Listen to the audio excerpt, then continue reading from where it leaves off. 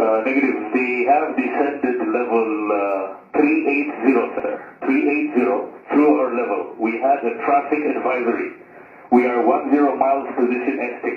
hay-adda duulista iyo madaarada Soomaaliland ayaa waxay sheegtay in maanta 12 barkii duhurnimo ay isku dhici gaadheen diyaaradaha shirkadda Qatar Airways iyo sidoo kale diyaaradda ay leedahay Ethiopian Airlines waxaana hay-adda duulista iyo madaarada Soomaaliland ay sheegtay in amarro khaldan ay siisay dawladda Soomaaliya labadaasi diyaaradood war qoraal oo ka soo baxay ayaa lagu yiri sida tan maanta abaaro 12 barkii 2 bir Afrikada bari waxa diyaarada ay leedahay Qatar Airways duulimaadkeeduna uu ahaa Qatar 6U oo ka timid Doha kuna socotay Intabe kuna duuleysay jooga 38 oo fiid ay si khaldan u siiyeen kantarooliska Muqdisho inay korto 40 oo fiid waxay diyaaradda isku beegnaayeen oo iska horimarayeen diyaaradda ay leedahay shirkadda Ethiopian Airlines oo faleed nambarkeeduna uu ahaa Ethiopia 602 taas oo ka timi Addis kuna socotay Dubai joogeeduna uu ahaa 39 oo fiid diyaaradda Qatar ayaa ku dhici gaadhay diyaaradda Ethiopian Airlines ee ka sareysay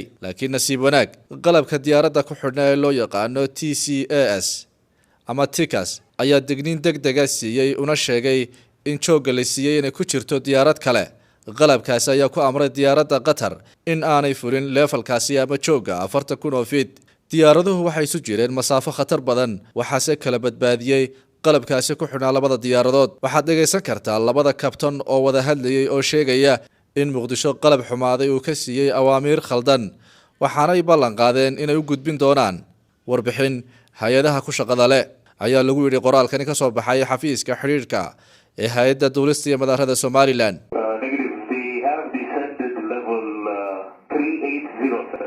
380 through our level. We had a traffic advisory. We are 10 miles position S6.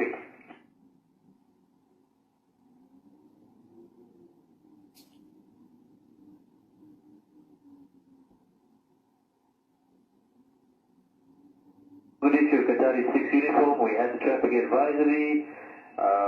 We descended level 380, traffic in sight. We have passed the traffic and we'll be making a report. Qatari 6 uniform. We had clearance to climb from you via CPDLC to level 400.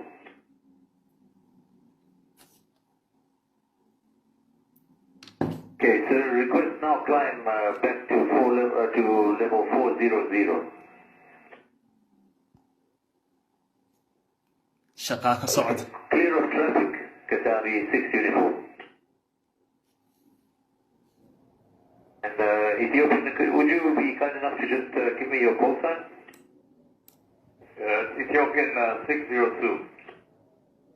And we had clearance to climb via CPDLC. So it was an error from their side. Roger, copy. We'll report that you do the same. Thank you. Sorry, 6 uniform. Shucayb Xasan Dheere Home Cable TV Hargeysa